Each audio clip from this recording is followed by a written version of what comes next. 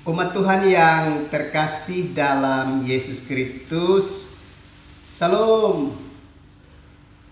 Jumpa pada hari ini Sabtu 31 Desember 2022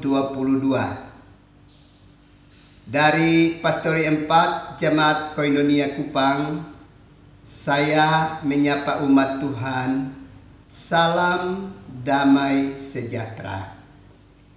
Kita sungguh bersyukur bahwa dalam perkenanan Tuhan, Tuhan mengizinkan kita untuk bisa berada di penghujung tahun 2022, tepatnya 31 Desember 2022. Mari kita boleh fokus kepada Tuhan, menyatakan syukur kita kepadanya.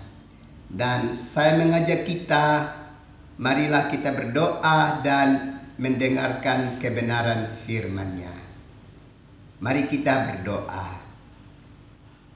Tuhan Yesus, terima kasih dalam perkenanan-Mu Tuhan sudah antar kami sampai di penghujung tahun 2022, 31 Desember. Terima kasih Bapa, kami bersyukur dan kami mau dengar firman-Mu. Datanglah dan memberkati kami sekalian. Dalam nama Yesus Kristus kami berdoa. Amin. Umat Tuhan yang terkasih, kita dengar kebenaran firman Allah dalam pertama Samuel pasalnya yang ke-7, ayatnya yang ke-10 sampai dengan ayatnya yang ke-14. Beginilah bunyi firman Allah. Sedang Samuel mempersembahkan korban bakaran itu, majulah orang Filistin berperang melawan orang Israel.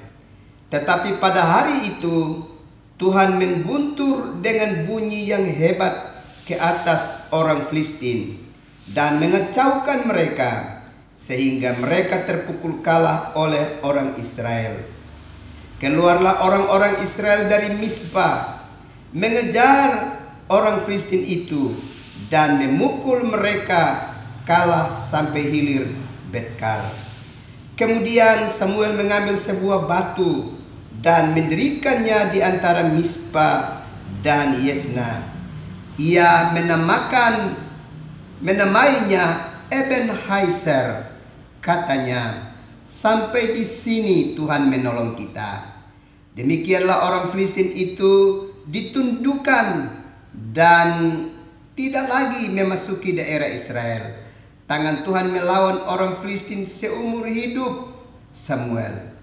Dan kota-kota yang diambil orang Filistin daripada Israel kembali pula kepada Israel, mulai dari Ekron sampai Gad.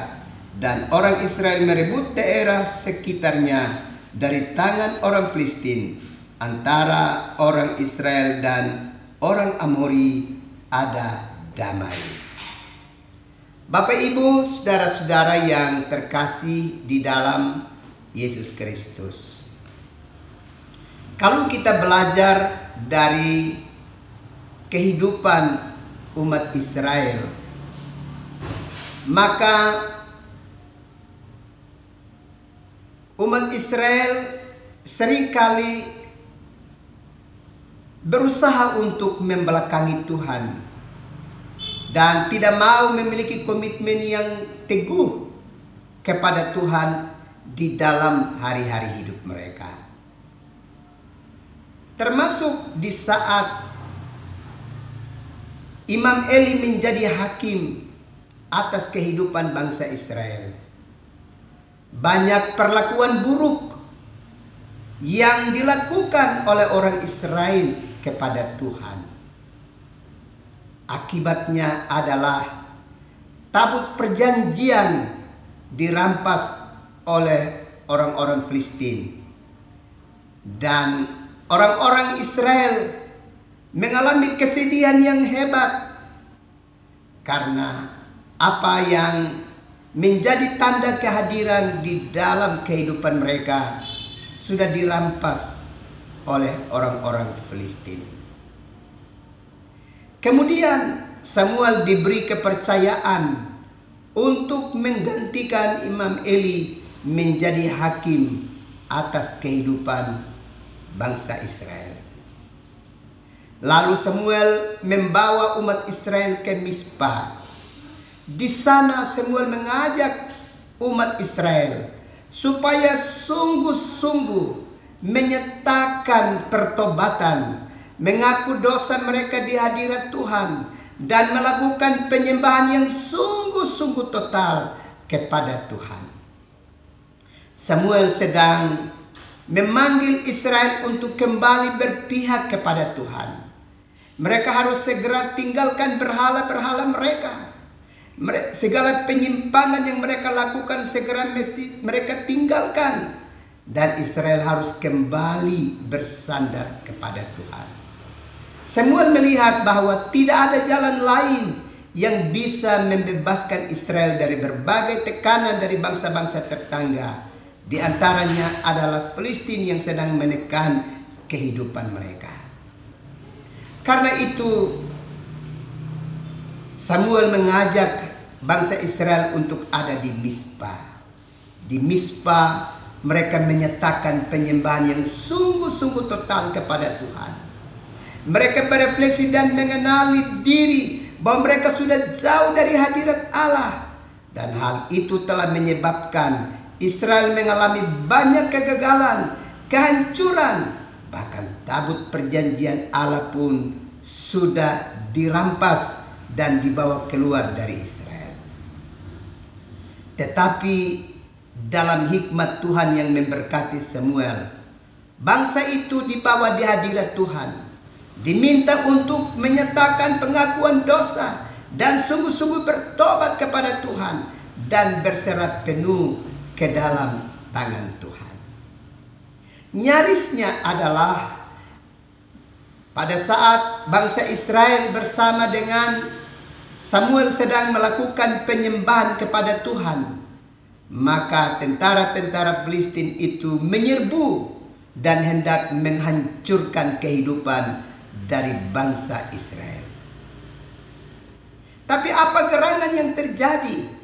Dalam bacaan firman Allah tadi dengan jelas, pada hari itu Tuhan mengguntur dengan hebat, dan akhirnya orang-orang Israel dapat menekan dan memburu serta menghancurkan kehidupan orang-orang Filistin. Padahal kita lihat bahwa saat itu Israel tidak menggunakan senjata, sebab mereka sedang ada dalam persekutuan dengan Tuhan mereka. Mereka sedang melakukan penyembahan kepada Tuhan. Mereka tidak ada dalam suasana peperangan. Mereka sedang ada di hadapan Tuhan dan menyatakan penyesalan dan pengakuan dosa-dosa mereka kepada Tuhan. Dan di tengah-tengah mereka sedang kusuk dengan Tuhan itulah orang-orang Filistin berusaha untuk menyerbu dan mau menghancurkan kehidupan mereka. Disinilah Allah segera bertindak dan membela umatnya yang sedang membangun relasi dengannya dan menghancurkan kehidupan orang-orang Filistin. Dan pada akhirnya tentara-tentara Filistin itu ditekan sedemikian rupa untuk mengalami kekalahan. Bahkan bangsa-bangsa, daerah-daerah yang sudah pernah direbut menjadi bagian dari Filistin pun seluruhnya dapat direbut kembali oleh orang Israel. Sebuah kemenangan yang sangat spektakuler, yang sangat luar biasa yang dialami oleh orang Israel pada saat itu. Itulah sebabnya di dalam bacaan firman Allah tadi dengan jelas, Samuel kemudian mengambil sebuah batu dan mendirikan sebuah mezbah, sebuah tugu di antara Mizpah dan Yesana, dan kemudian menamainya Ebenezer. Ebenezer, katanya, sampai di sini Tuhan menolong kita. Bapak Ibu, saudara-saudara yang terkasih dalam Yesus Kristus, dari kisah ini, beberapa hal perlu kita perhatikan di dalam kehidupan kita. Pertama, bahwa kita sudah mengalami perhatian dan kasih sayang serta pembelaan Tuhan yang begitu hebat di dalam perjalanan hidup kita. Karenanya, jangan sekali-kali kita mencoba untuk meninggalkan Tuhan dan mau bersandar pada kekuatan lain di dalam kehidupan kita. Kalau kita belajar di dalam pertama Samuel, jelas orang Israel pernah mencoba untuk membelakangi Tuhan, mencoba untuk bersandar pada kekuatan lain, tapi hasilnya adalah mereka mengalami penderitaan yang hebat. Ini mau memberi peringatan kepada kita umat percaya masa kini. Kita sudah mengalami pertolongan Tuhan berkali-kali di dalam hari-hari hidup kita. Karena itu jangan pernah mencoba untuk meninggalkan Tuhan di dalam kehidupan kita. Keputusan-keputusan yang demikian tidak pernah akan menguntungkan kita, justru malah akan merugikan kita, bahkan mendatangkan derita yang amat hebat di dalam kehidupan kita. Itu hal pertama yang kita belajar dari kebenaran firman Allah ini. Hal yang kedua, keputusan yang diambil oleh Samuel untuk membawa bangsa Israel ke Mizpah dan menyatakan pengakuan dan memohon belas kasih dari Tuhan adalah sebuah langkah yang amat luar biasa yang sedang dipilih oleh Samuel yang saat itu diberi kepercayaan sebagai seorang pemimpin bagi bangsa Israel. Dengan demikian, kita belajar dari kebenaran firman Allah ini bahwa setiap orang yang diberi kepercayaan untuk memimpin satu bangsa, satu negeri, satu komunitas, satu persekutuan, maka sang pemimpin haruslah pribadi yang takut akan Tuhan dan menggerakkan orang-orang yang dia pimpin untuk datang kepada Tuhan, berserah penuh kepada Tuhan di dalam hari-hari hidup mereka. Dan hasilnya adalah bahwa Tuhan mengulurkan tangannya dan memberkati kehidupan bangsa Israel, dan kemenangan menjadi bagian bagi hidup mereka. Ini hal kedua yang penting yang perlu kita perhatikan. Karena itu setiap orang yang diberi kepercayaan sebagai seorang yang memimpin sebuah persekutuan, sebuah kehidupan berbangsa dan bernegara, gereja Tuhan, para pemimpin haruslah orang-orang yang takut akan Tuhan dan setia mengarahkan umatnya untuk sungguh-sungguh berserah diri kepada Tuhan di dalam hidup mereka. Pemimpin yang takut akan Tuhan akan berdampak yang hebat bagi keselamatan dan kesejahteraan bagi orang-orang yang dipimpinnya. Hal yang ketiga yang kita belajar dari kebenaran firman Allah ini, bahwa ketika umat Allah itu berkeputusan untuk tinggalkan kesesatan hidup mereka dan menangis di hadapan Tuhan, berserah diri secara penuh ke dalam tangan Tuhan, maka Allah berkenan mengampuni mereka, menyelamatkan mereka, dan memberikan kemenangan kepada mereka. Kalau demikian, Bapak, Mama, saudara-saudaraku sekalian, bawalah hidup kita ke hadapan Tuhan, berserah penuh ke dalam tangan Tuhan. Tuhan siap untuk menolong dan memberkati kehidupan kita.